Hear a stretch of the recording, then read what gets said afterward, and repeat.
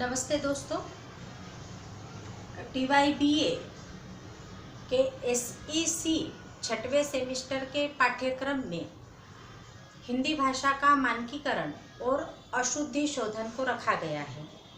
इसके अंतर्गत इकाई 1 में देवनागरी लिपि का परिचय, उसके गुण, उसके दोष और वर्णमाला का परिचय रखा गया है।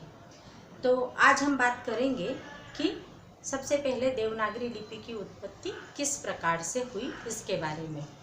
साथ ही इसके अतिरिक्त हम लोग वर्णमाला की भी जानकारी लेंगे। तो देवनागरी की उत्पत्ति किस प्रकार से हुई, तो सबसे पहले हमारे दिमाग में एक बात आती है कि जिस भाषा को हम पढ़ रहे हैं, जिस भाषा को हम बोल रहे हैं, उस भाषा की उत्पत्ति कैसे हुई या कहाँ से हुई। उसके बाद हमारे दिमाग में एक सवाल आता है कि फिर उस भाषा की लिपि कौन सी है। तो हिंदी की जो लिपि है या हिंदी भाषा की जो लिपि है, उसे हम देवनागरी लिपि कहते हैं। देवनागरी लिपि की वर्णमाला में कितने वर्ण हैं, कितने अक्षर हैं और वह कौन कौन से हैं, तो इसकी जानकारी जो है वह सभी विद्यार्थियों को होनी चाहिए। किसी भी भाषा को पढ़ने से पहले उसके व्याकरण को समझने के लिए या उसको सीखने के लिए सबसे पहले यह पता होना चाहिए कि वह किस भाषा से मिलकर बनी है या उसकी उत्पत्ति किन भाषाओं से मिलकर हुई है। उसी में हम देखने का प्रयास करते हैं कि देवनागरी लिपि की उत्पत्ति किससे हुई। तो प्राचीन काल में जो है वह हमारे यहाँ पर संस्कृत बोली जाती थी।